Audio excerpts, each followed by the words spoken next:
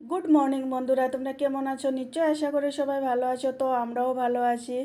সুস্মিতা লাইফস্টাইলে তোমাদের সবাইকে ওয়েলকাম জানিয়ে আজকের ব্লগ শুরু করছি।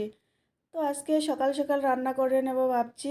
তো আমার সোনা এখন ঘুমাচ্ছে, তাই সোনা যতক্ষণ ঘুমাবে ততক্ষণ আমার কাজটা করে নিতে হবে, না হলে সোনা উঠে গেলে আর করা যায় না। তার জন্য ঝিঙে পোস্ত রান্না করব আর মাছের ঝোল বানাবো। তার জন্য মাছটা ধুয়ে রেখে দিয়েছিলাম, তো এখন নুন হলুদ মাখিয়ে ওটাকে ভাজা করে নেব। মাছ মাছগুলো আমার রেডি করে নিয়েছি, এখন ভেজে নেব। তো দেখো চিমনিটা চালিয়ে নিয়েছি আর কড়াই বসিয়ে কড়াইয়ের মধ্যে তেলও দিয়ে দিয়েছি। তো এখন মাছগুলো দিয়ে দিচ্ছি, একটুখানি লাল লাল করে ভেজে নেব। দেখো মাছ ভাজাও হয়ে গেছে, তো একটুখানি কাজু দেব। তো এই কাজুগুলো হালকা ভেজে নিচ্ছি। আর পেস্টের জন্য পেঁয়াজ রসুন আদা টমেটো নিয়ে একটা পেস্ট করে নেব। তো আমার পেস্ট হয়ে গেছে দেখো।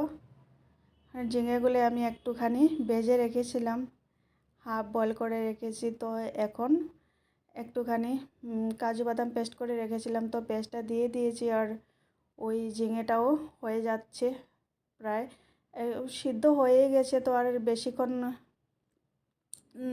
করতে হবে না, একটুখানি নাড়াচাড়া করে নামিয়ে নেব। দেখো হয়ে গেছে। একটুখানি নুন দিয়ে দেবো। যখন পেস্ট করেছিলাম তো পেস্টে একটুখানি নুন দিয়েছি, তার জন্য একটু কম আমার লাগছিল যে একটু কম হবে, তার জন্য আর একটু দিয়ে দিচ্ছি। তো মাছের ঝোলগুলোও ফুটে গেছে, তো এখন মাছগুলো ভেজে রেখেছিলাম ওগুলো দিয়ে দিচ্ছি। আর বেশিক্ষণ ফুটাবো না, একটু 10 মিনিট মতো, 5-10 মিনিট ফুটালে হয়ে যাবে।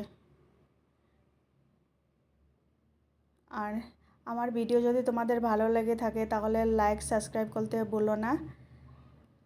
হয়ে গেছে দেখো, আমার মাছের ঝোল হয়ে গেছে, ঝিঙে পোস্তও হয়ে গেছে, এখন ভাত হচ্ছে। আমার ভিডিও ভালো লাগলে নিশ্চয়ই কমেন্ট করে জানিও। Tata bye bye.